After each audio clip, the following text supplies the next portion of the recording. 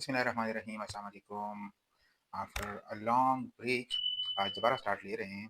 किसी कॉन्फ्रेंस के सिलसिले में मुझे बाहर जाना पड़ा अपने डर्मेटोलॉजी स्किन के हवाले से। तो एक बहुत ही प्यारा परफ्यूम आज मैं रिव्यू करूँगा। ये परफ्यूम मैंने अपने वालिद साहब के पास देखा था और मुझे तब से इससे प्यार हो गया था कि ये स्मेल, क्योंकि वालिद साहब से वो स्मेल आती थी तो उसकी प्रेज़ेंस का एहसास होता था। अल्हम्दुलिल्लाह वालिद साहब हयात हैं, अच्छे हैं, ठीक-ठाक हैं। लेकिन वो बचपन की यादें जो मेरी अभी भी ताज़ा हो जाती हैं। लेकिन मुझे आज पता चला है जिस परफ्यूम की आज हम बात करेंगे तो वो एक, मुझे लगता था शायद जर्मन कोई ब्रांड है, लेकिन अभी पता चला है कि वो एक जापानीज़ ब्रांड है। जिस परफ्यूम की आज हम बात करेंगे उस परफ्यूम के ब्रांड की थोड़ी-सी मैं हिस्ट्री बता देता हूँ। इससे मियाके, बंदे का नाम भी इससे मियाके है, जापान से इसका ताल्लुक है, 1938 में इसकी पैदाइश हुई। ये एक फैशन डिज़ाइनर था, ज़्यादातर परफ्यूम्स वाले जो डिज़ाइनर्स या लॉन्च करने वाले लोग होते हैं, वो कपड़ों में उनका पहले ज़्यादा दिलचस्पी होती है। He used to be fashion designer, जो क्लोथिंग में इसका बहुत बड़ा हाथ है और जो कपड़ों में, पैंट्स में, फ्रॉक में प्लीट्स लगते हैं, जो हम प्लेट उसको कहते हैं, तो उसको इन्वेंट करने वाला और उसको मार्केट में लाने वाला यही पहला बंदा था, इससे मियाके। काज़ुनारू मियाके जो हिरोशिमा जापान में एक सिटी है, वहाँ पे पैदा हुआ 1938 में। इसे मियाके को इसलिए भी बहुत ज़्यादा लोग जानते हैं कि 1945 में जब एटम बॉम्ब यूएस ने हिरोशिमा पे गिराया तो उस वक़्त इसकी उम्र 7 इयर्स थी और इसी बॉम्ब ब्लास्ट में इसकी मदर की डेथ भी हुई थी और ये बात इसने रिवील की थी 2009 में। ये डांसर बनना चाहता था इसे मियाके, फिर इसने अपनी सिस्टर की कोई रिसाला उठाया और फैशन वाला दिलचस्पी इसको महसूस हुई कि जी फैशन भी कोई चीज़ है। फिर उसमें इसने बहुत ज़्यादा दिलचस्पी दिखाई। फिर इसने ग्राफ़िक डिज़ाइन की पढ़ाई इसने की, टामा आर्ट यूनिवर्सिटी इन टोक्यो, वहाँ से इसने ग्राफ़िक डिज़ाइनिंग की पढ़ाई मुकम्मल की और फिर इसी फ़ील्ड में एक्सेल करने के लिए पेरिस चला गया आगे पढ़ने के लिए।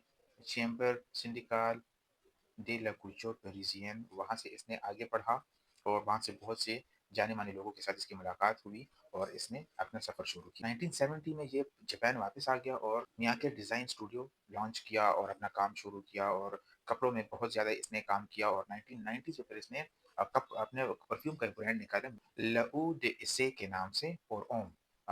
एप्पल के जो ओनर हैं स्टीव जॉब्स के साथ इसका बहुत अच्छा ताल्लुक था। तो स्टीव जॉब्स ने इसको रिक्वेस्ट की कि जी आप काइंडली मेरे लिए कोई यूनिफ़ॉर्म डिज़ाइन करें मेरे एप्पल जो फ़र्म है। लेकिन फिर उसको लगा कि जी पर यूनिफ़ॉर्म्स अपने वर्कर्स को पहनाना अच्छा नहीं है और इससे अच्छा है कि वो अपने कपड़ों में काम करें और ईज़ी रहें।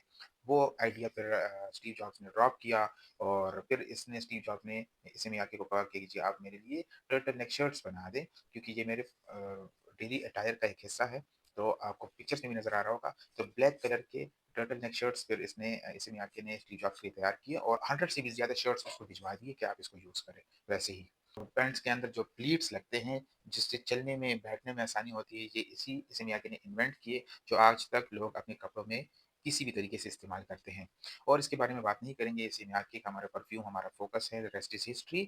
तो अपने परफ्यूम की तरफ आ जाते हैं। इससे मियाके का पहला परफ्यूम, और मैं ऊड टॉयलेट के परफ्यूम्स बहुत कम इस्तेमाल करता हूँ, लेकिन कुछ परफ्यूम्स ऊड टॉयलेट में ही अच्छे लगते हैं। ईडीपी, एक्सट्रे, परफ्यूम, तो ये इसका कोई मुकाबला नहीं कर सकता। ये है जी इसे मियाके का लऊद, इसे फॉर ओम, मर्दों के लिए बनाया गया है। इस बॉटल के साथ बहुत से लोगों की बचपन गुजरी होगी और यही इसकी बॉटल है और यही आ रही है सिंस 1990s। 94-95 के बाद तो मुझे याद है। ये है इसे मियाके और बहुत ही अच्छा परफ्यूम है। इसके एटमाइज़र को आप चेक कर लें।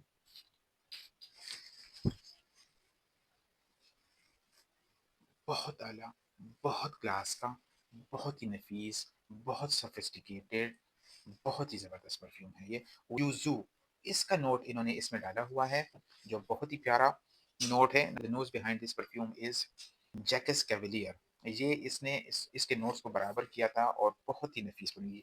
ये बहुत ही खामोश, साइलेंट बीस्ट, मैं इसको इसलिए कहूँगा कि ये इसके नोट्स बहुत मध्यम है लेकिन बहुत लॉन्ग लास्टिंग है और कोई भी लगाते तो पता चल जाता है कि जी इसे मियाके बहुत डिस्टिंक्ट, नुमाया इसके नोट्स हैं और किसी भी परफ्यूम से इसके नोट्स बहुत डिफरेंट है।